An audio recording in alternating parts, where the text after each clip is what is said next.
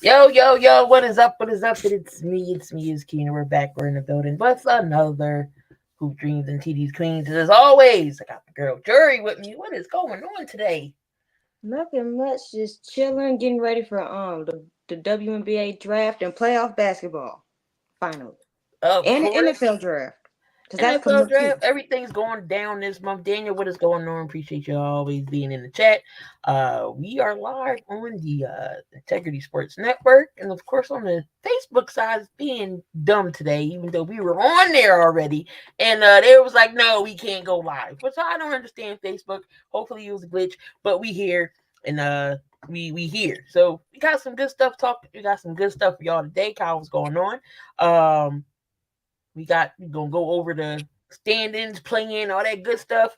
We still got the NFC West and AFC West to go down and recap of what happened in that division. Jury, of course, got a rant about Mr. Kyle Shanahan, and of I sure course, it's do. not a show if we ain't talking about Lakers or Cowboys. We're not talking about the Lakers today. We definitely will be talking about the Cowboys and one Micah Parsons. So where do you want to start our first? This is a stack show. We can get the basketball stuff out the way All because I know right. I'm gonna go in on Kyle Shanahan. That might take a few minutes. All right, so the regular season will read what or is done tomorrow in the NBA. Play-in tournament starts on Tuesday. So as of right now, this is the standings through April 12th. Zoom in a little bit here so everybody can see. This might be as far as it goes, but alrighty then. So right now we got who is locked in. Well, I do know that fifth and sixth seed is definitely locked up tight between the Sixers, the Heat, and the Pacers. Of Mm-hmm. course, we're gonna go over all of the scenarios of what could go down. We got Boston.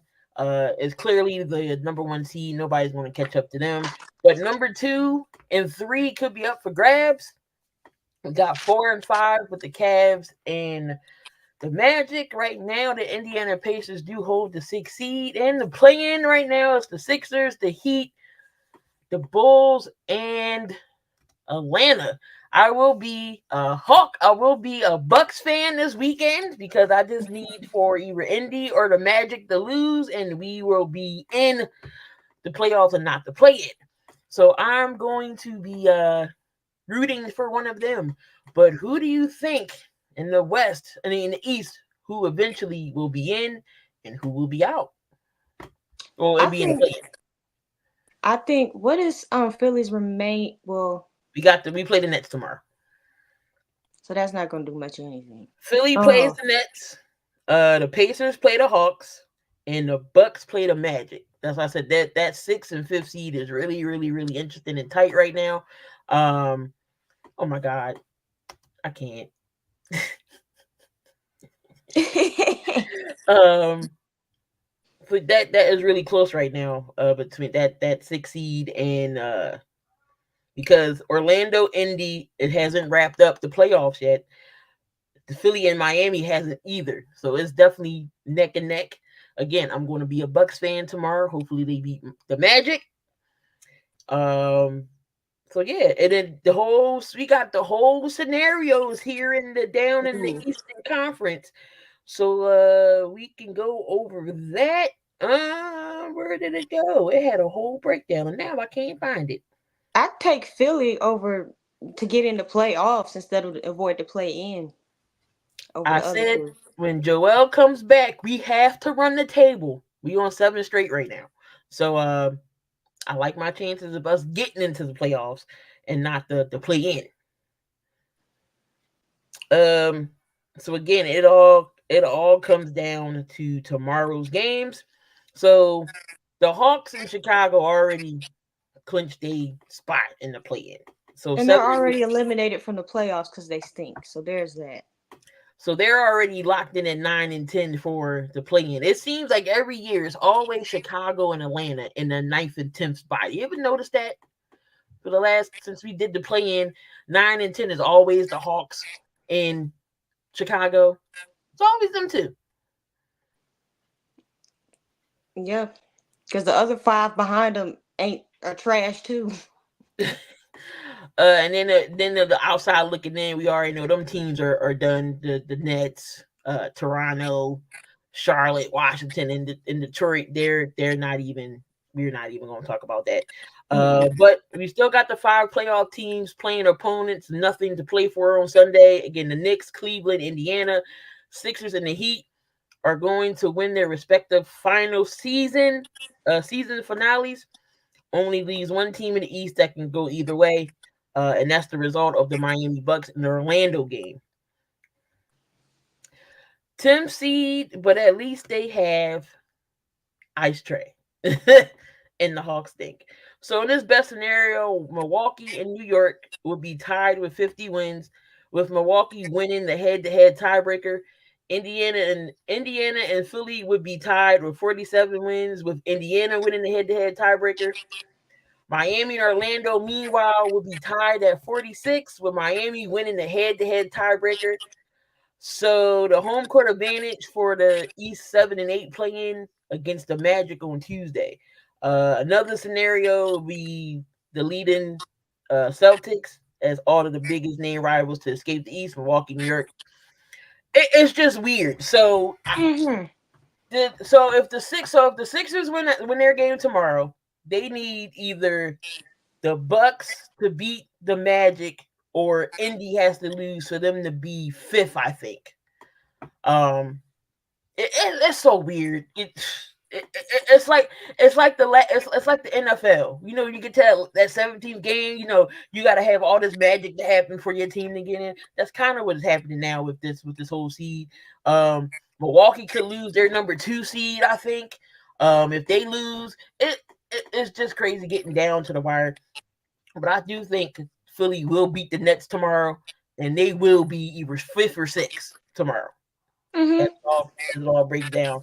Um, so thank God we hopefully will dodge a bullet and don't be in the play-in. So but that's what's going on in the East. And you do say that Philly will be in the playoffs and not the play-in. Yeah, and Milwaukee is ripe for a first round exit. I'm sorry, it's ripe. Giannis dodged the bullet without having to have an Achilles injury, but still a calf is still a tricky injury to have Mm-hmm. too. If he don't play in a couple games in the first round, it's a goner. And Kyle said if the Bucks lose, Doc will blame the eclipse. But I can see Philly matching up with Milwaukee, and Philly can beat Milwaukee. I don't know what the second round would be if the Sixers got to the fifth.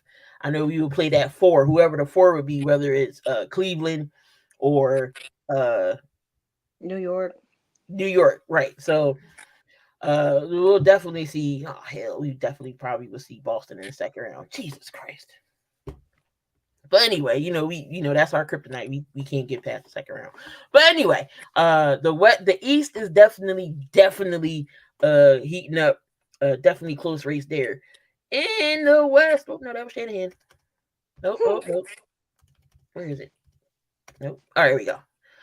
Here we go in the West. The West is tight as well. Um, for the number 1 seed right now, I believe. Okay. So it's a 3-way tie for first. I don't It's think this very ever happened tight. in the East, in the West. That's crazy. So we got OKC, Minnesota, and Denver is all fighting for the number 1 seed. Then we got the Clippers and the Mavs at fifth, and then that 6th seed right now belongs to the Pelicans. And then you got the Suns, Lakers, Golden State, and Sacramento will be in the play-in.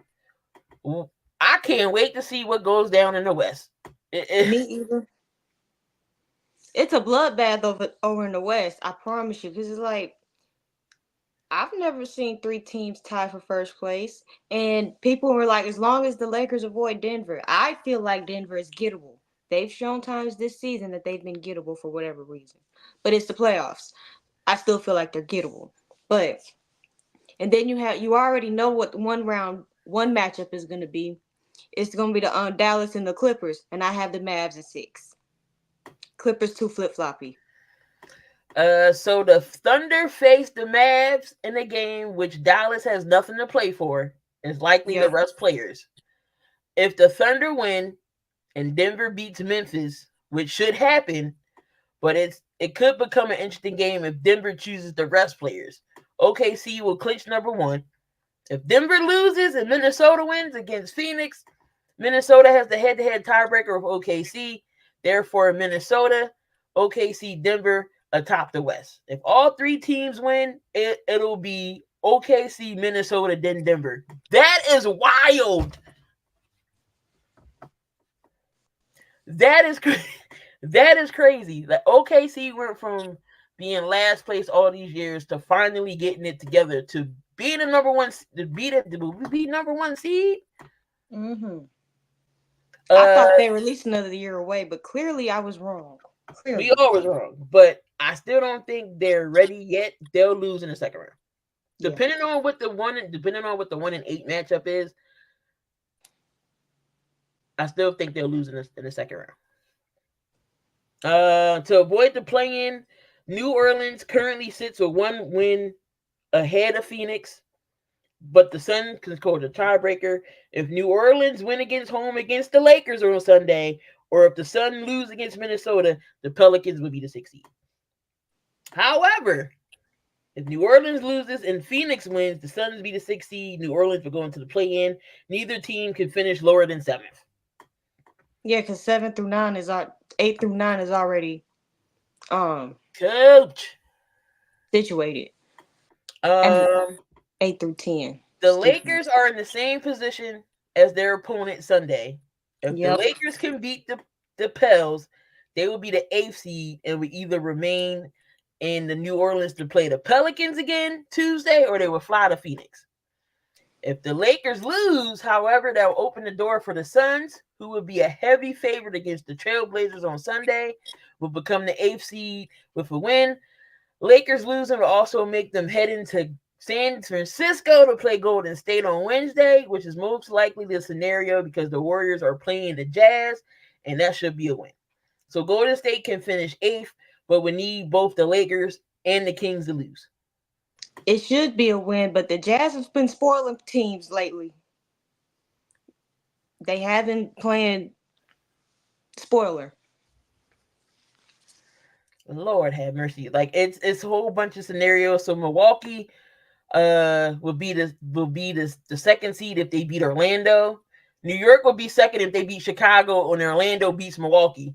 Cleveland would be second if they beat Charlotte, and both New York and Milwaukee lose. Like I said, the scenarios is great. It's like the NFL last week.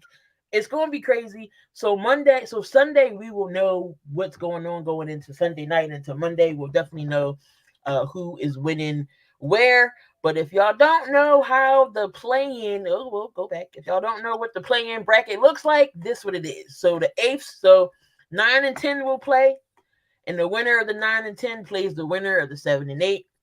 7 and 8 plays. Whoever's the winner out of there becomes 7th seed, and the loser of the 7 and 8 and the winner of the 9 and 10 becomes the 8th seed. So that's how play-in works.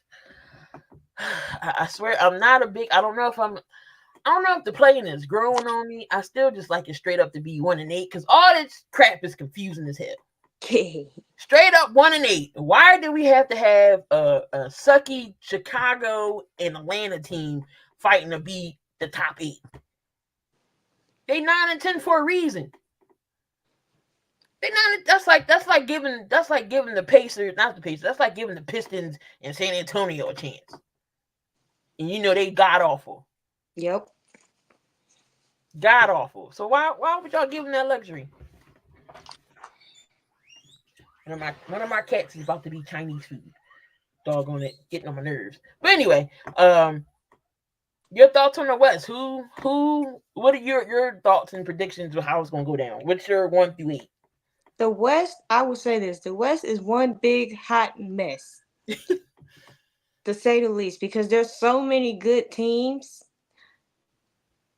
that aren't that far apart from each other that is pretty much impossible to predict, other than the fact that I already know that if you get Oklahoma City at the top and then they get somebody like the Lakers who who survived the play-in. I feel like that's gonna be it's a good series, but I'll take the Lakers at 6. I'm not trying to be a homer, but still, it there's a lot of parity.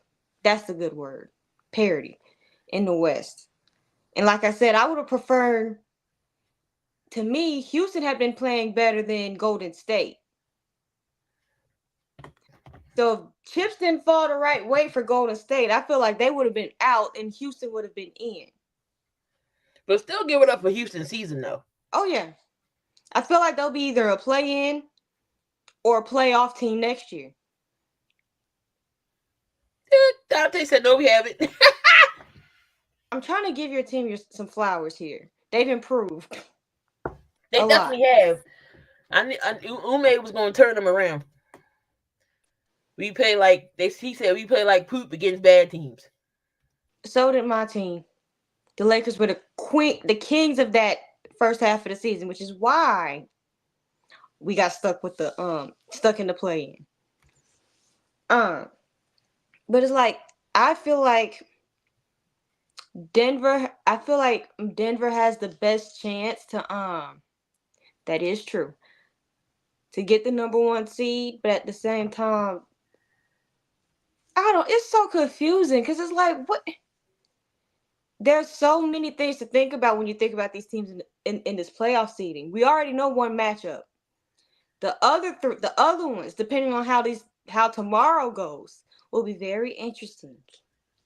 Because I know 4 and 5 play together first round, and who else? 1 and 8, 2 and 7, 3 and 6 play.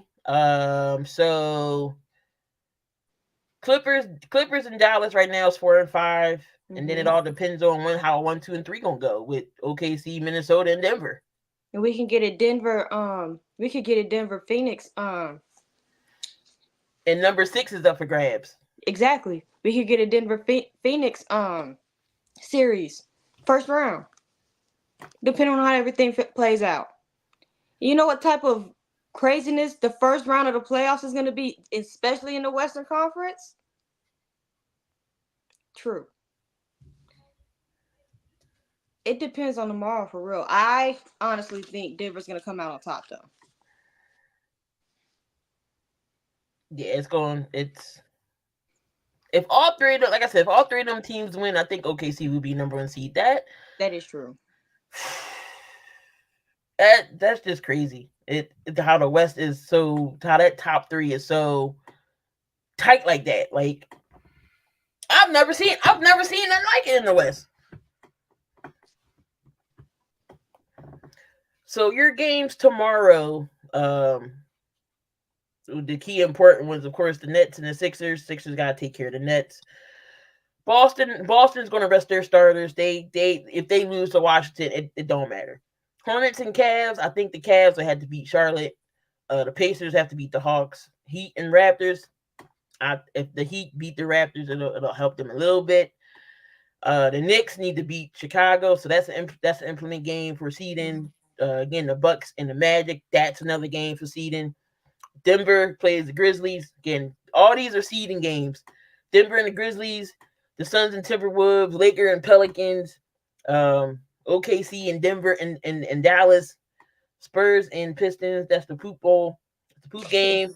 We got the Warriors and the Jazz. Jazz been playing teams hard.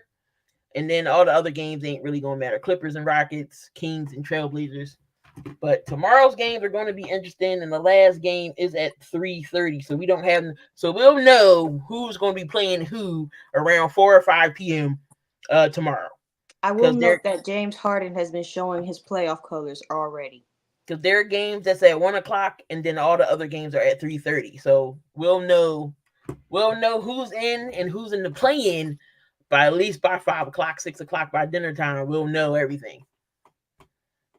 So that's good though. At least they ain't gotta wait, and we don't gotta have this on drawing long thing. So NBA is over. This is the time we really pay attention to playoffs.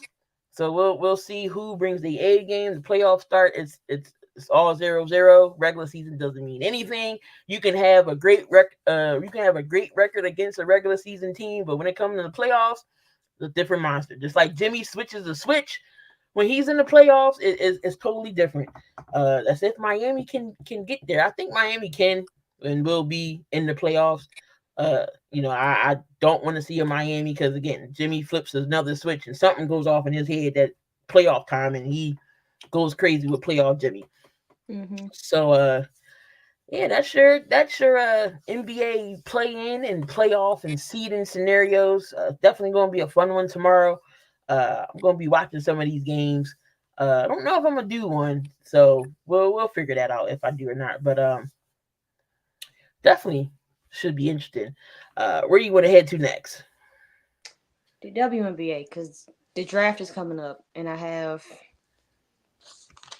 don't like the fact that they're setting up the Fever to fail with putting them 36 times on national television. It won't happen this year with the Heat. All right, so Caitlin, so we got the WNBA draft, which is Monday, and all of your top stars in the women's college will be having their dreams come true, going to the next level, and playing in the WNBA because of Caitlin Clark. Caitlin Clark, the Indiana Fever, has the number one overall pick, and we all know that's where Caitlin Clark is going to go. So they decided to nationally televise 36 of the 40 games of the Indiana Fever. I already have a feeling that the revenue for the WNBA is going to can go up now. Caitlin Clark's going to be in the WNBA, so we might see some sellouts in places. I do know I might catch a game in Washington if the Fever plays down there. So take a trip to DC and see the Mystics and Caitlin Clark play. That's hopefully I can do that this year. Or I don't want to travel. I really don't want to go to Brooklyn in the Barclays driving. I don't want to drive in New York traffic, but I don't want to catch a train either. I want to get out and go on my own pleasure. So, but I'll definitely probably go to Washington. Probably it's faster the other way to catch so coach said the Fever will be better at least 15 games this year.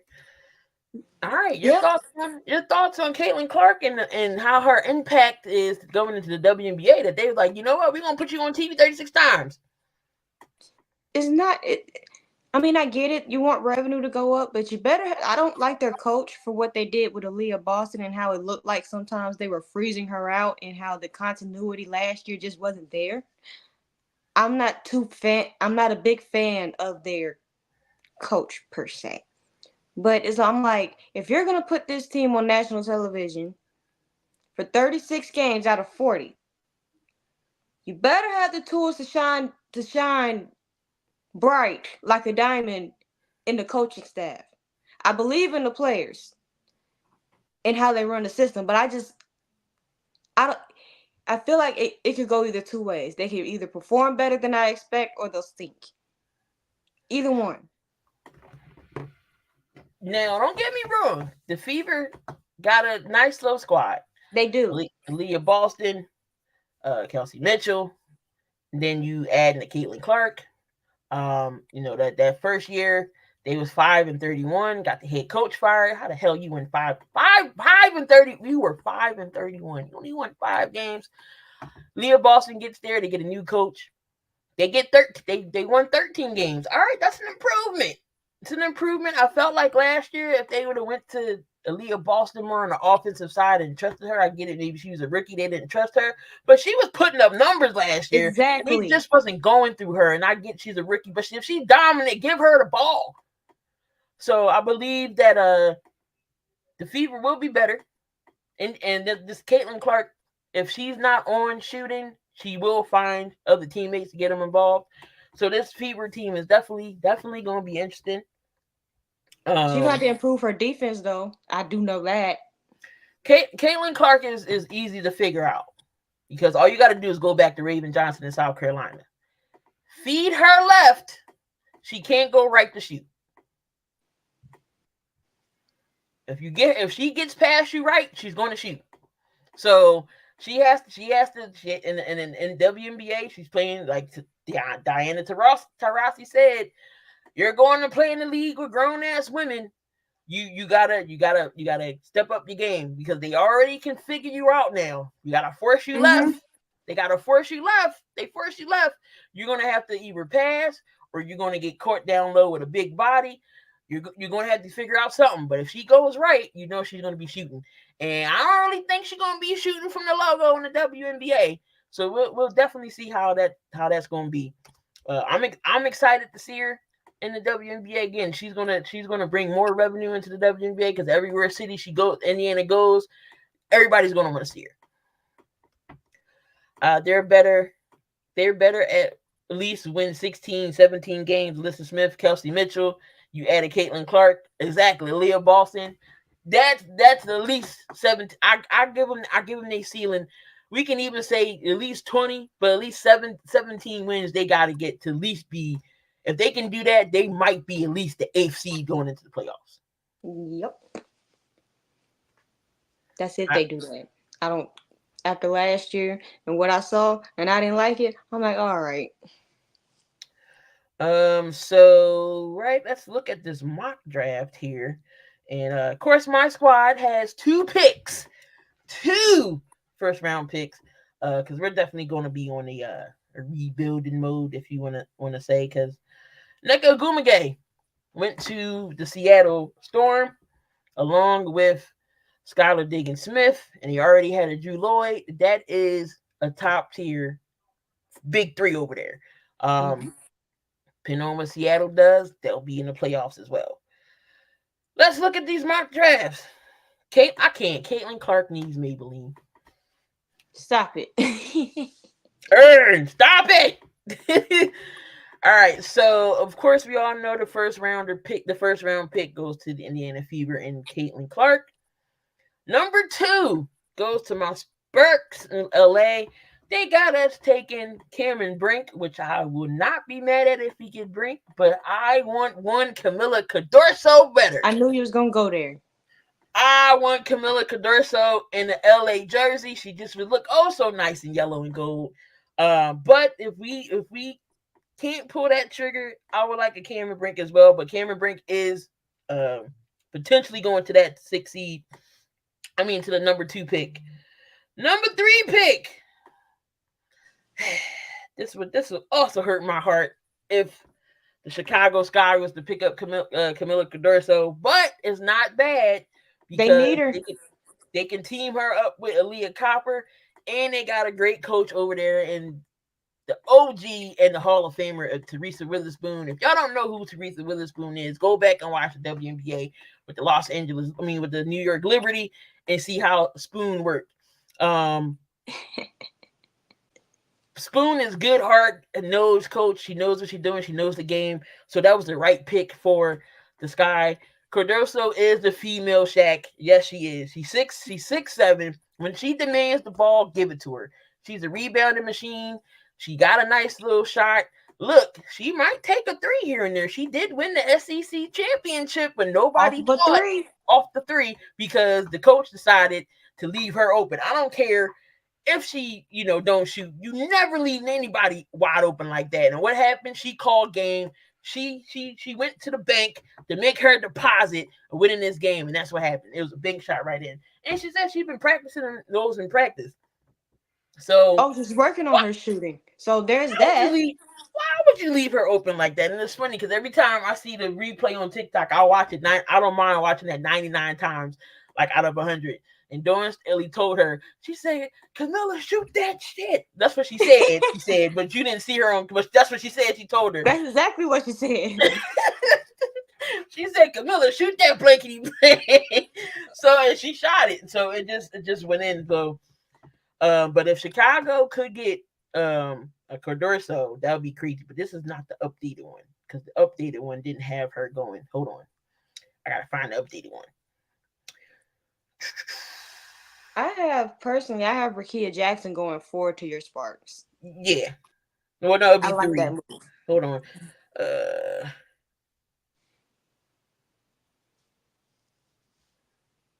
because I had they actually had Angel Reese going to Chicago. instead of Minnesota in the Hmm. updated one that I saw. But let me find it real quick. Oh, I think I saw that one. Yeah, they did. They did. I've seen a few.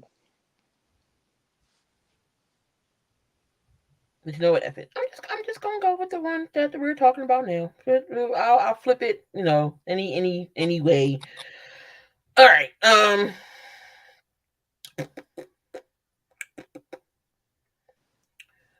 right. So let's just keep it here. Let's just go off of the ESPN mock draft. Okay, this was 7 hours ago. So you know what? We're gonna go with this one.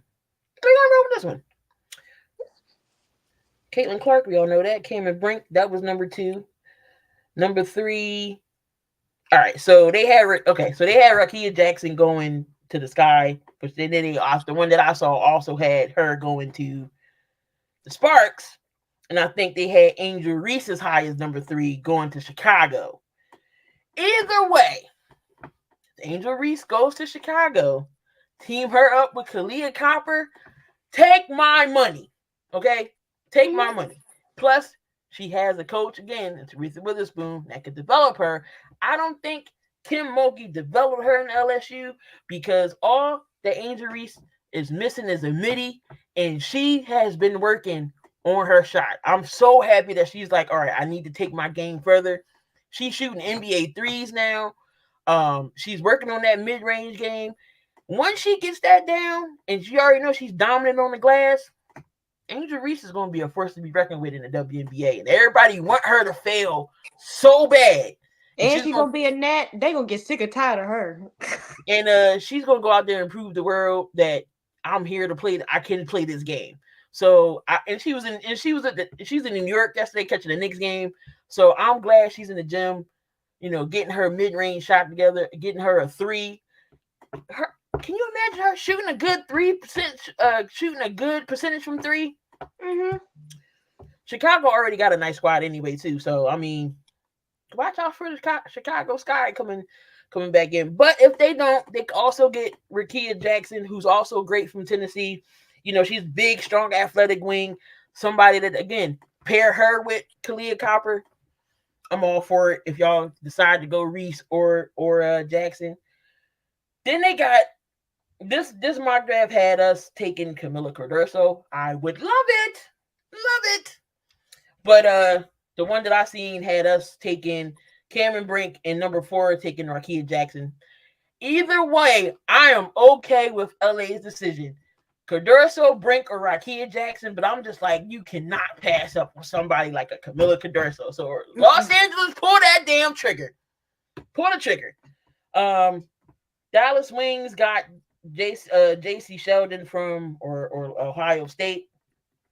She has good motor, offensive, defensive. Something that Dallas needs because they was the worst from 3-point shooting, and she brings perimeter shooting. So something that the Dallas wing needs. Pair her up with Enrique Agumawale and Maddie Segrist. Dallas will be right back in the playoffs as well. Mystics could get Aaliyah Edwards from UConn. If y'all know who Aaliyah Edwards is, remember, she got that offensive foul called on her with 10 seconds left. Again, I don't care if it was the right call or it was the wrong call. You don't call that foul right there with 10 seconds left with that team down by 1. But Aaliyah Edwards would be great for Washington, knowing that Elena Delle Donne will not play this year for Washington. You still got who is over there in Washington? Is Tasha Cloud still over there or no? I think it's Natasha Cloud. I think she still is over there. Is it Alyssa Thomas still with Washington? But anyway, the Mystics are going to be okay if they get Aaliyah Edwards to go to the Mystics. Number 7, again, Minnesota Lynx. They had Angel Reese going to Minnesota. Wherever she goes, Reese goes to Chicago or Minnesota, she would definitely fit in Minnesota's system as well. Between her rebounding, paint scoring ability, and her defense, she's perfect for Minnesota. And she'll be together with her Maryland teammate because she was at Maryland before LSU with Diamond Miller. That would be a crazy duo in Minnesota. It would be. Then we got the Sky again at 8. They will get Daisha Fair from Syracuse. Number 9, Dallas will get Alicia Pill. Oh, she's in Phoenix. Natasha Cloud. Okay, so they're rebuilding in Alicia Washington. Elisa Pilley from Utah definitely would be a great fit for Detroit. I mean, Dallas Dallas. again. They need 3-point shooting, and she shot 40% from beyond. And plus, they would know how to use her size to advantage. She's 6'2", perfect for that. Perfect for Dallas in that scenario. I know Coach would love that. He's a Dallas Wings fan as well. He would not turn down a 3-point shooter over there. The Connecticut Sun. Kyle's rocking rocking with the Connecticut Sun. Nika Moore from UConn. So she was definitely 2-time Big Ten East Defensive Player of the Year. Sergeant, what's going on? So she'll be great for Connecticut. Connecticut got their big duo. Watch out for the Sun. The Liberty, Charisma Osborne. She was a great player in UCLA. I could team her up with Stewie and Sabrina Ionescu. I like that one. And then you already got Jonquel Jones. Jonquel Jones. We might could see the repeat of depending on what it is, we might see the repeat of the finals this year, the Liberty and the Aces. And then Atlanta Dream picking at 12. This name I'm not going to butcher. She's a player in the from Australia. And then we go into the second round. But your thoughts on the WNBA and the draft, and are you excited for the WNBA season? I'm very excited because it's like I know that we're gonna get some good quality basketball this season from the players that are coming in. Like I don't even question like the top 10. I know they're gonna find roster spots. They're gonna have a roster spot. Because sometimes with the WNBA, just because you get drafted don't mean you play. Right. All 10 of them young ladies are going to play. I can say that for a fact. And it's going to be very exciting depending on where they land. Now the Fever is going to be interesting. I do think Dallas could, like when I was watching Wings games last season, I loved how they were able to stretch the floor at times, but they weren't able to keep it consistent. Now they can pick up consistent pieces who can shoot from the 3, who can stretch the floor all game, not just 3/4 of the game and then fall out. They could be something dangerous. I see what Seattle's been doing. I think they could be something dangerous, but considering what the lottery, I'll just stick to the teams that are drafting top 10. The Chicago Sky could definitely make a very nice playoff push as well. So I'm like, I like this draft class. I really do. This might be my favorite draft class. I don't know. One of my favorites. Paige Beckers is coming out, ain't she? Didn't she declare? No, she's coming. She come out next year, I think. That's right. I think she's coming out next year. I think. I need the Suns to get a title. I'm excited to watch Alyssa Thomas season again this season. It's definitely going to be interesting. What? And Kyle would like this one. So Bleacher Report has Caitlin Clark 1, Cameron Brink 2, Rakia Jackson 3, Camilla Cadorso will go to 4, JC Sheldon will go to 5, Aaliyah Everett 6. Then they got the girl from Australia going to Minnesota. Chicago Sky will get a guard from France. The Dallas Wings will get a guard from Australia. Number 10, they got her going. They got Angel Reese going to Connecticut. That would be crazy if she falls to 10 in Connecticut. I don't think she's gonna fall to 10. She's not gonna fall. Somebody being petty. I don't think she'll fall that far. I really don't. She'll be gone by 7. Yep. That I can tell you.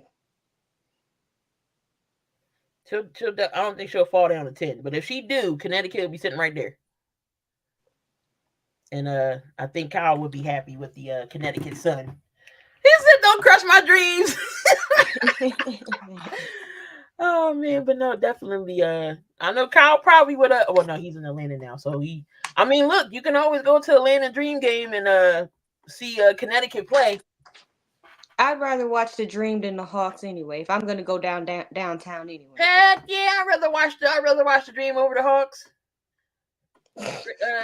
Jordan Howard, Ryan Howard, Mhm. and that team, man, you can't count out the Dream. The Dream actually was very improved last year. So, Sargent, a Connecticut fan. But yeah, I'm excited about this draft. Just imagine by the time Juju and all those freshmen that we watched this season, by the time they get to the WNBA, I'm telling you, I'm gonna call it now. Juju and them girls, Juju's gonna be the first player to get $1 million contract in the WNBA. Very much so. Time stamp it, 542, March 13th, 2024. Remember that I said that. I agree. Cause she it, and she played defense. She plays defense. She got a mid range. She can shoot the three. She got that Mamba mentality like Kobe. I mean, the girl is bad. The girl is legit. But book it. Remember what I said. So when she gets there and she comes, y'all can be like, oh, snap, Key was right. Time stamp it and book it. All right. So that was your W. And Monday, I will be live. Me and Coach Dante. So if y'all want to hop on our channels, definitely we'll be live for the draft. Because last year we did the draft and we were shocked about the many views that we had. We were just like, oh my, like, it was crazy. We had at least like 50 in the chat. And I'm just like, wow. So hopefully we can get that same exposure, that same energy again. It's definitely a fun time. So we're definitely going to be doing the WNBA draft. Tune in on Monday. Depending on Tuesday, how Tuesday is, I might do a play-in game depending on what game it is. But moving on. You want to go with Shanahan or Mr. Parsons? I'm gonna start with Shanahan first. Oh boy. So I'm gonna let Jori take the floor here because I don't know what happened with Shanahan. And again, we still got to go over the divisions. But we're gonna start with Shanahan, and I'm gonna give you the floor. And I was gonna save it for when we started with the NFC West, but no, because his face just aggravates me. Because I've heard too many times from not even from people on YouTube or whatnot, just from being in the public, just giving this man excuses after excuses for why he's 0-3 in Super Bowls. And it's like, has got to stop. I'm like, I'm on the, because the way the 49ers are shaped and the fact that this team is changing, borderline, because I already think Kyle Shanahan is overrated. You can go ahead and stamp that. That's where I am with it. But if he lose another Super Bowl like this, or don't even get to the playoffs because of his decision making, it is time to start having a look at him. The excuses I hear from him is he's a genius and da-da-da-da-da, and the offensive genius. I'm like, that's his problem. He thinks he's the smartest person in the room. Sometimes when you get people like that, they turn out to be the stupidest. Like, you are 0-3 in Super Bowls for the exact same reason each and every single time. You get conservative. You get cute, and then the genius that got you there, you don't want to use it. And then what he did with Steve Wilkes was also actually pathetic and disrespectful. That whole situation made me mad because not only did you fire the man who had your defense on its P's and Q's at its best for the past decade, you fired him at a time that he couldn't get a job, couldn't get another job. Every other coordinator position or a favorable position was already filled by the time you fired him. If you knew that the clash and the fit was going to be questionable, why the hell did you hire him in the first place? The defense wasn't the reason why y'all lost that game. They were gassed. It was that long head under that cap, thinking that he knew everything. Like, stop blowing Super Bowls, Kyle, and we wouldn't have these conversations. And stop deflecting to other irrelevant matters like the defense. The defense wasn't the issue. The defense kept you in the game. It gave you a lead. Like, come on. I hear you, but at the same time, like you still gotta play defense the right way when it comes to Patrick Mahomes, especially if you got a lead like True. that. So whatever Wilkes was calling that Kyle didn't agree with, he did call a timeout, and it was like, no, we're gonna run this. So I mean, you can blame Shanahan on a few things on offense, but the defense always gotta stop Kansas City too, and that's where they kind of didn't. So it's up to Wilkes to make adjustments, and he just kept playing. He didn't adjust. Facts. I do After agree with Greenlaw that. got out, they They could could not not adjust. adjust. They And couldn't then you adjust. lose Eric Armstead, you lose Chase Young, you lose Javon Kinlaw. I understand they put some pieces back in place of those pieces, but at the same time, they're really the lack of adjustments. It, Shanahan has that problem. Harbaugh has that problem. They're both on the side of overrated as heck to me. And I'm talking about John Harbaugh, not Jim. He got to prove himself again. But still, I just got to say that the excuses have got to stop. And I wouldn't be surprised if they do something like this again next year. Even with, because I saw it on the air of Brock Purdy. Brock Purdy did not lose in that game either because people were blaming him. I'm like, Brock Purdy's You the can't reason blame why Brock you for that. got there. Brock Purdy and Dan Campbell is the reason why you were even in that Super Bowl. What are we talking about?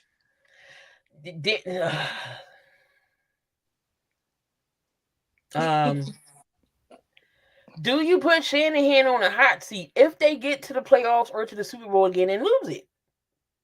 Yes, I would. It's time it's time for a change in San Fran if that happens.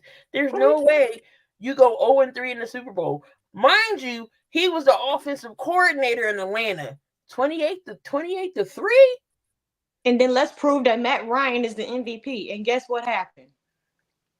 28-3. Y'all wanted to get cute on defense. So I mean, Dan Campbell was the defensive coordinator in that game, but there's no way you give up a 28 lead to Tom Brady when who was it? I forget his name. He was in Tom Brady's face all Grady Jarrett. game.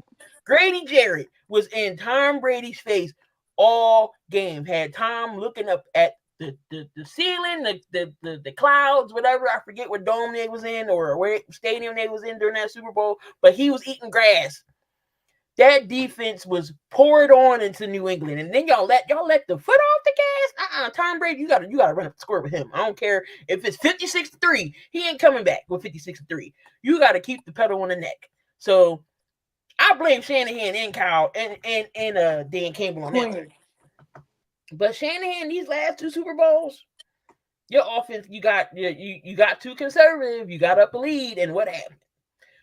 Both times Kansas City beat you. And the thing is, they went away from the run and they were getting something on the ground. I'm like, what did you do that for? That's a very diluted way to think. I just don't understand what's wrong with these coaches. Y'all want to go in there, y'all want to throw the ball so many times. One, run the ball if it's effective, and you know what happens when you run the ball? The clock runs out. You can open up the pass. Exactly, and the clock runs out. And then it was his grand scheme of idea. This was the brightest idea he had all game, and it's the reason why they lost. You go pass, punt twice consecutively. The first time, didn't realize that it wasn't going to work the first time, and then you do it again the next drive. Like, what the heck? Christian McCaffrey's was one of the best running backs in this league, and you don't run him. That's why I'm like this. When I hear it, I'm like, the excuses for this man has got to stop. Kyle Shanahan, I mean, if we don't get it together, it's going to force John Lynch's hand, and everybody in that organization. Do it's time to put you on the hot seat? What do we have to do for you to win, to actually win the Super Bowl? Because I know 49ers fans are getting tired of getting there and can't win. Yeah, they're really antsy. Well, they're whining about it, but minus a few. They are a little whiny. You better not bark. All right, since we here, we got the AFC West recap of this division. We all know what Kansas City did. They are the reigning defending Super Bowl champs. 2 times. Could they three-peat? That's possible. No, not counting out Patrick Mahomes. So we all know Kansas City is the overall. Some things happen with the Chargers. They get rid of Brandon Staley. Thank God. He should have been got let go when the Jags came back and beat them in the playoffs. Brandon Staley, I just don't understand what analytics has to do with sports. Can we just please take the analytics out of sports and just play football? Do the strategies of playing football, whether it's adjusting, making changes. I don't want to hear no percentages. Well, percentages say this. F them percentages. Or when somebody calls you out for not doing your job, it's I'm gonna call the defenses. You don't have to ask me that question again. That's how I knew he was about to get fired. You get embarrassed on was it Monday night, Thursday night? One of them nights. 63 points the Raiders put up on y'all. 63. Tom And the Telesco. Raiders hadn't scored last week. The week before that, they were shut out 3-0. And then they turn around and score 63. Dean Spanos have had it right then and there. Got that man fired the next day. I mean, he shouldn't have. He went home on a plane. Should have stayed in Vegas. Nope, you're not coming back on this bus or plane. Nope, you can catch a ride home. Look, I would have gave him his pink slip right on the field, like Herm Edwards got done. Nope, I will mail you your stuff from your office. Don't even, just go home. Go home. Don't even go back on this plane. I will send your stuff. He could have just stayed in Vegas and gambled some of his pity away. Who knows? You can't bleed analytics with the feel of the game. Exactly. You can't solely rely on analytics. There's no way. So if Kirk Cousins didn't intercept that ball, who goes? This play is still mind-boggling to me. You're in your own zone near the goal line, and you go for it on 4th down. And if you turn this ball over, Minnesota is literally at the 10-yard line. Kirk Cousins intercepted the ball. That's what saves y'all. That would have been disastrous if Minnesota counted on that. He probably would have been fired right after the game if that had happened. That Chargers I don't know why they hired him to get rid of Brandon Staley and Tom Telesco as well as GM. Tom Telesco now is with the Raiders. But I know overall the Chargers are excited about this season because they do get Jim Harbaugh. They found their head coach. Perfect pairing with Justin Herbert in my opinion, because Harbaugh is being a former quarterback. He has his quarterback. So he just has to do good in this draft. They do have the number 5th pick, and I do think they're going to draft Malik Neighbors from LSU to give Justin Herbert a target since Mike Williams and both Keenan Allen are gone. All you got left is Quentin Johnston, who I think will have a bounce back season this year. So they got to bring in some playmakers. Who did they get in the offseason? Wait, repeat that for me. I'm sorry. The Chargers. Who did they get in the offseason? They did pick up. They picked up one of my trash corners in Christian Fulton. Y'all can keep him.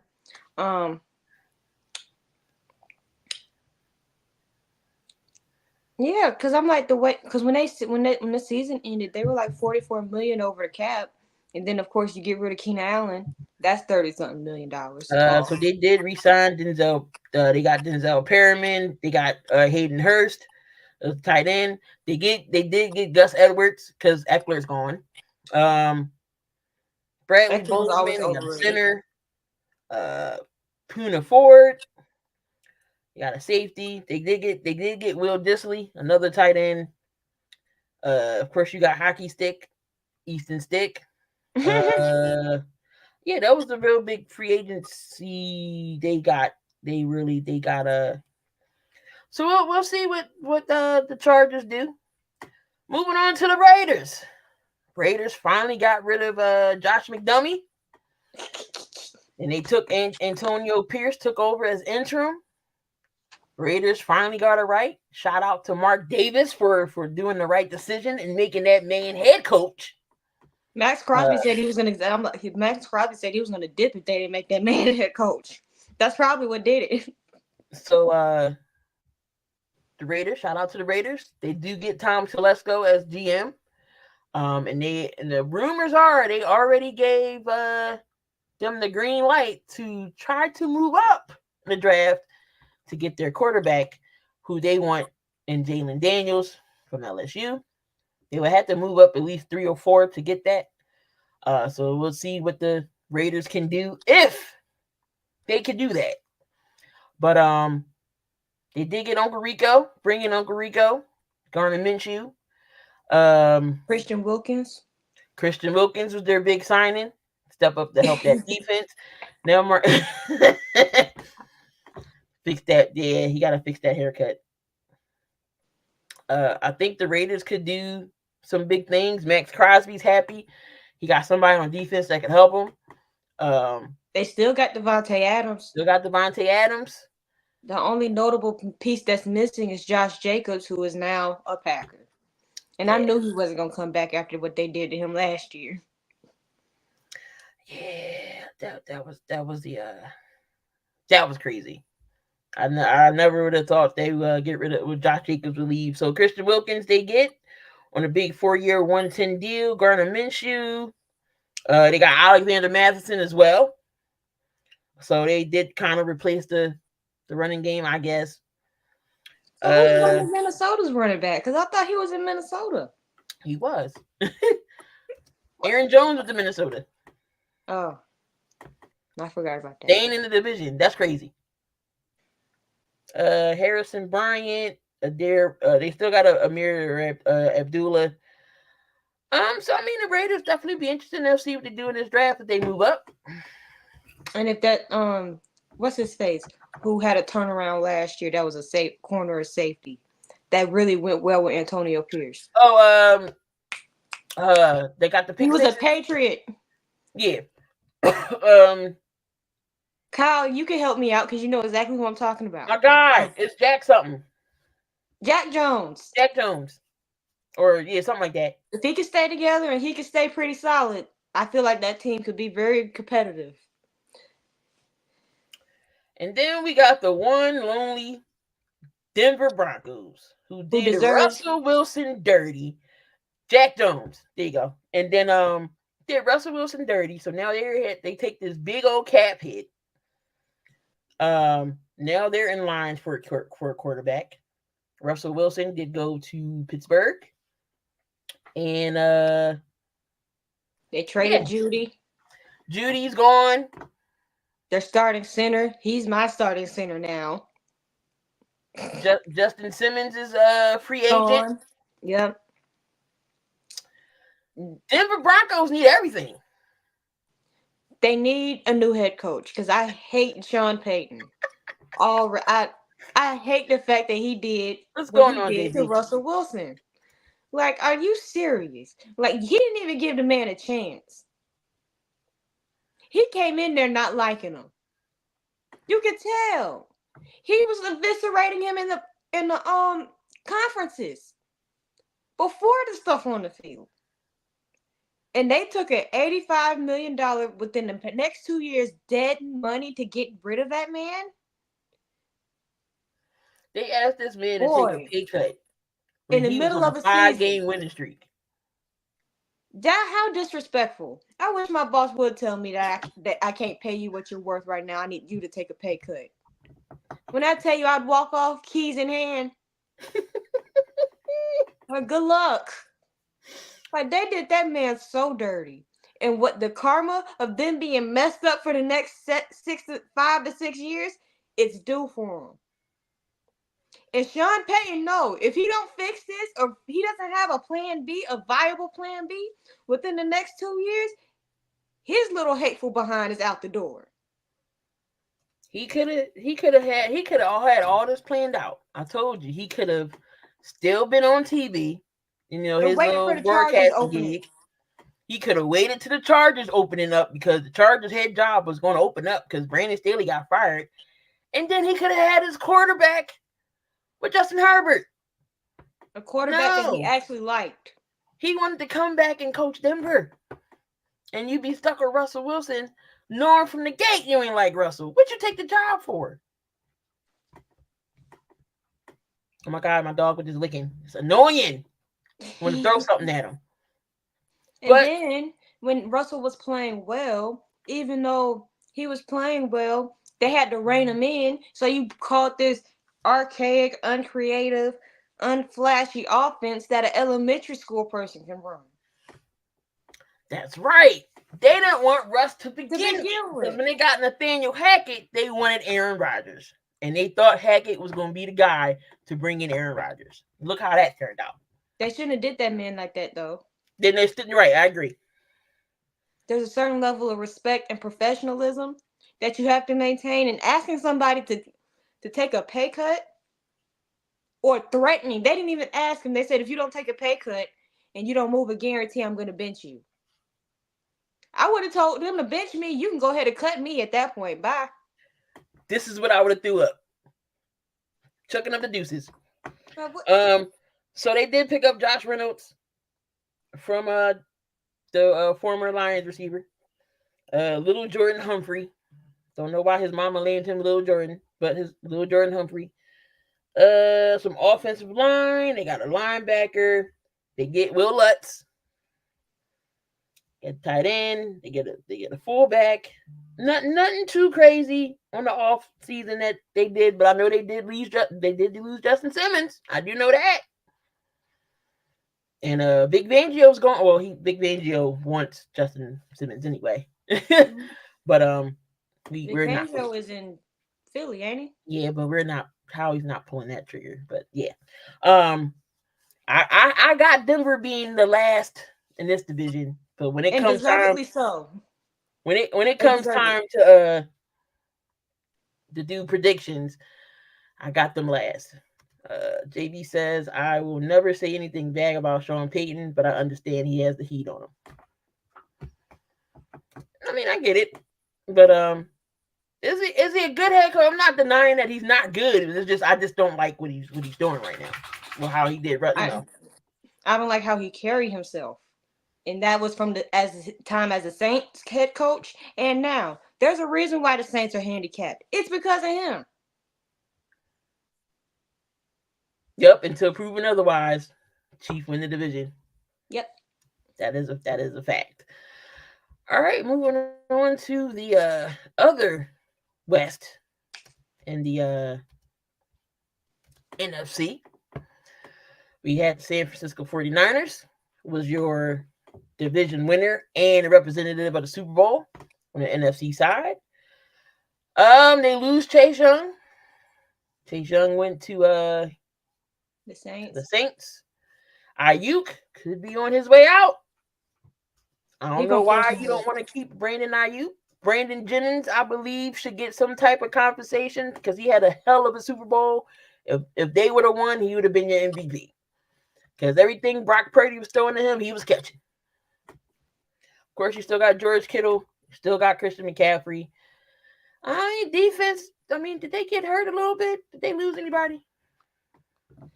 They lost Aaron Armstead. They lost Chase Young. They lost Kinlaw. But they also put some pieces together that kind of offset, but I'm not sure. I have to really see it. We got to get the training camp first. They look good on paper. But I still think karma's going to come back to bite that whole franchise in the ass, and they're going to take a step back. I still think they win that division. Who is ready to challenge the 49ers The next Rams. Season? Could be the Rams. They weren't even supposed to make the playoffs this past season. Rams got themselves a quarterback. I'm not a quarterback, a wide receiver, and one Puka Nacua. Even though Aaron Donald retired, but they still have young talent on that defensive line that can still get after you. So I think Aaron Donald developed some of them players in that line room because he knew he was going to retire soon. Well, that's just how the life goes in the NFL. But having that for them young pieces, so when he's gone, they can just fill in. I feel like the Rams should be ready to challenge the 49ers seriously. Seattle? No. In Arizona, we all know they're gonna be last. But one thing I can say about Arizona, They're they trying. competed. I'm not even gonna hold you. They was competing in some games. They beat the Cowboys and then turn around and beat Philly. Yep, we was one to laugh. I was one to laugh at freaking Dallas, and we got beat by them. But the reason why we got beat by them because we just didn't play no defense, and we couldn't stop James Conner. At That's another all. story for another day. That's why Dallas was lost too. They couldn't stop Jack. Um, Arizona do got the fourth pick, and it's possible they could get Marvin Harrison Jr. I mean, Marvin with Kyler Murray, I guess. I would trade back and go get some offensive linemen and try to fix that defense. They have a lot of issues still. And Kyler is going to be Kyler. Whether he's going to turn out into anything, we'll know next year. Right. After next year, I'm definitely going to have my Kyler Murray thesis. Because I really don't think he's all of that. But still, they paid him. Hopefully he's studying film and not playing Call of Duty. Yeah.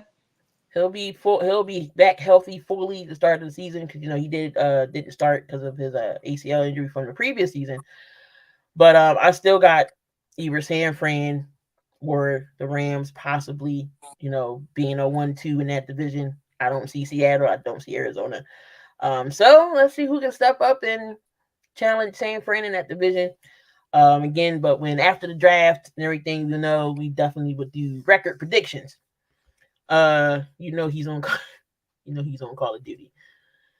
Last but not certainly least, again, it's not a show. If we're not talking about Micah Parsons, do I not have his picture?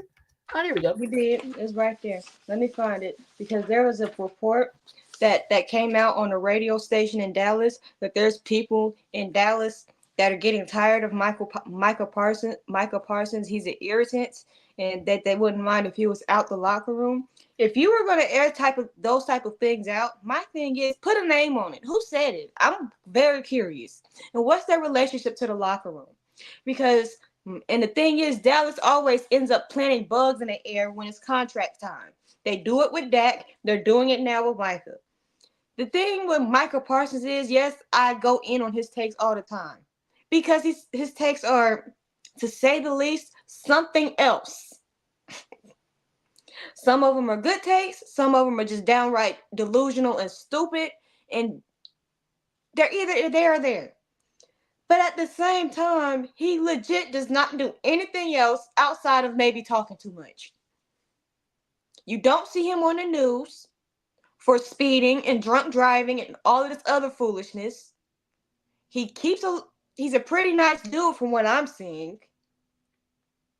Now, the one thing I do see that media people could get irritated with is how he likes to give the cold shoulder to them when they lose or something bad happens, and then goes and says something completely backwards on his podcast. Now, that is irritating because that's pretty much impairing their journalist's ability to do their job. I can see that. And whoever said that, who wouldn't mind him being out of the locker room, are you really sure? You sure about that? Because he's a generational player. Are you completely sure? There's teams that would line up to To get trade Michael for him. Parsons and pay him well. You sure you I want can, him out of that locker room? Like, is this really the downhill of where we're going? I mean, that ticked me off so bad because I'm like, he doesn't even do anything to make people irritated that much other than run his mouth. And I know damn sure they ain't gonna say that you irritate the crap out of me to that man's face. Dallas is in a not say real trouble as alone, but they don't like paying people. They don't like signing people to help them be successful. They love being 12-5 every year and get knocked And out the bounce. playoffs. You got Michael Parsons, you still gotta pay. Still gotta pay CeeDee Lamb. You already know you're not paying Dak. What are you gonna do? You paid Trayvon. You paid Trayvon Diggs. He got his money. And y'all, Jerry is gonna wait till the last minute, like he do for everything. You notice, waiting until the last possible minute to pay somebody, like he did with Dak the first time, is the exact same reason why he's in this situation now. where Dak takes a $60 million cap hit, and then next year it's $40 million and he walk. Like, what? But Micah don't do anything. I don't know what the Cowboys are doing. In fact, 12-5 and first round exit. They only got Eric Kendricks. Ooh, I'm so scared. That's a needle mover. You needed a power back, and there was one available who could run the goddamn ball. And you ain't call him. He went and to you Baltimore. Didn't even pick up the phone. I would have rather seen that man in a Dallas Cowboys uniform than that ugly purple in Baltimore. I would have rather seen that. And Derrick Henry said on the pivot, he was like, Dallas ain't called me. No, he said that in the press conference. He was like, Dallas ain't called me. Dumb. You let Tony Pollard walk, and you ain't go get the biggest running back free agent name out there that was on the market. Deuce Vaughn is my size. He barely taller than me. Deuce Vaughn, Rico Dow, they're not going to be your runners. And then it was rumored that they wanted Zeke back. Then if that was the case, why you ain't sign him? If you wanted Zeke back, and we all know what Zeke is at this point, why the hell did they go get Derrick? Jerry Jones he don't want to win, but he going all in. Remember that. But Mike is the problem. And Mike is the irritant. Dallas fans is getting fed up now. You know it's a problem when Dallas fans is getting fed up. But they still going to the Super Bowl. That they'll be in the Super Bowl by August. They need to hit on the draft big time. We'll see. We'll definitely They need to go ahead and draft a quarterback since they want to do that. I don't think Trey Lance is it. You can find a quarterback if you don't. Well, you don't even have a 4th round pick because guess what? You traded that to get Trey Lance. I told y'all, Dallas will not win anything else until Jerry goes to the upper room. Just backwards. The whole team is just backwards, but Micah's the irritant. The irritant should be Jerry, who gets under a microphone every week and just starts spewing foolishness. That should be the real irritant. This the thing. Jerry do not let his general manager or his coach. You are owner. Stay your behind in the owner's box. He's the GM too. Yeah. You pick the players. Stay your behind in the owner's box. Look at your owner. And then look at not being a homer, but take the Eagles for example. Jeffrey Lurie. You don't see him on the sideline talking for nobody. He got a GM. He let Howie Roseman do everything. And then Howie lets Nick do whatever. That's how it goes. You're owner of the team, you oversee the team. You got a general manager who oversees the operations. You got a coach to coach the players. Look at what my team is doing. Amy Adams decided that her Rand and Vrabel weren't getting along. But she hired a GM. He's doing pretty good considering the type of talent he's brought to my team. And the fact that we just traded a 7th round pick for an offensive lineman, which I like. A quality one, which I like. They've had him in San Francisco. The Rand seen him in San Fran, so he brought him here. I mean, when you have teams that have an owner that aren't so meddly and they need to be the front of attention and let the GM do his job. There's a reason why my GM, who is now the GM and the vice president of football operations, because he got promoted after a year because he did a good job. When you let people do their jobs and then he hired Callahan and whatnot, you'll see improvement. Just let people do their jobs. But of course, Jerry think that because it's his franchise that he has to have his stamp in everything. And that is not the case. We know you bought the team. We know you a billionaire. We don't need to see you every Tuesday. Facts. JB said, all in on what? Paying your 3 players. Jerry won't do it. He loves the power and ego. Well, he going to love the power and ego with him not getting the Super Bowl or a playoff victory. And I'm tired of hearing excuses. You're not going next year. They're going to have a new coach because they're not extending McCarthy. You're not going to have no quarterback. So, yeah, I don't want to hear Dallas fans talk about nothing. I don't want to hear them talk about nothing. But how much you want to bet is still going to come down between the Eagles and Dallas when it comes to the playoffs. Unless Washington makes some noise. Yeah, because we know the Giants won't. Yeah, we know the Giants ain't. Jerry didn't get the memo. We done with the 90s. Period. And I wasn't even around then. Yeah, you can't. There's no Deion Sanders. There's no Moose Johnston. There's no primetime Deion Sanders. There's no Michael Irvin. Those guys not going to help you no more. They can't. Emmitt Smith, they're not around. Aikman, no. Emmitt Smith hates what's is going done. on in Dallas now. He hate that crap. And he is not afraid to let it be known that the Cowboys have a culture issue. You let go Jimmy Johnson? Dumb. Dallas is let Garrett coach for too long. There's so many bad decisions.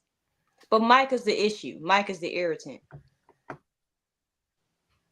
If the Cowboys and Jerry Jones don't get it together, Parsons could be gone. They could lose CeeDee Lamb. So many of these players they could lose. I mean, they already better lost half their offensive line. Because this is Dak's last year. If I'm Dak, I wouldn't even play this year. Let's be real. You already know his brother put out that blasphemous list. Don't get me started on that. Jalen Hurts being a running back. Come on. If the Cowboys suck the other Dallas teams who I like are competitive, I think it's a fair trade. I mean, there's another team in Texas that's doing pretty well. The Texans. But I seen one Dallas fan say the Cowboys is better than the Texans. In what world? In what world? The Cowboys aren't even the best team in their state. What are they talking about? Nope. They was to play Houston right now. Houston a dog walk them. Because Houston got the running game. They got the defense. They're up. No, I mean, I don't even. It would be probably maybe it would be competitive. I'm still taking Houston. They got the better quarterback. It ain't even crazy. It's not up for debate. It's not up for debate. But yeah, y'all. I think that's it for today. That's all the topics that we got. Again, next week, come on back. We'll definitely have the playoffs and play-in. The playoffs will be situated. The play-in will be over. We can start previewing the NBA Finals. We'll go over the WNBA draft and whatever NFL topics that we got getting ready for the draft. Again, I appreciate y'all for being on the YouTube side. If y'all have not yet subscribed to the Integrity Sports Network, make sure you do the link in the description. Also, Jori's link is in the description for the Jori Sports Stories. If you're not following her, make sure you are. Let's get her to 100. She on 45 right now. So let's subscribe to her channel as well. Great content. Again, she is the Titans fan, but she doesn't just talk Titans. She sees it all from every angle on different things. So make sure y'all follow her. Again, come on back here next Saturday, and we'll preview everything, playoffs and everything else. Anything you guys say before we roll out of here? No, other than if it's gonna storm within the next 2 days, please be safe. I know the weather's about to turn crazy. All right, y'all. Until then, appreciate everyone who was in the chat. Again, from Cal to JB stopping through. We had Syjan and, of course, West Coast Media, a.k.a. Earn. Appreciate y'all for being in here. Again, come on back next week. We'll have some great topics. Maybe another rant from Jori. Who knows? We can get a rant at any time. But until then, make sure, again, we are all over the place. We are on Twitter. Check out the Facebook page. We're on TikTok as well. Great shows over there on the network. To make sure you come on back Monday for the cheap seats. Jori is a part of that team as well. So we got great shows. Just come on back and support us. But until then, we are going to get on out of here. Love, peace, and hair grease. Out. Deuces.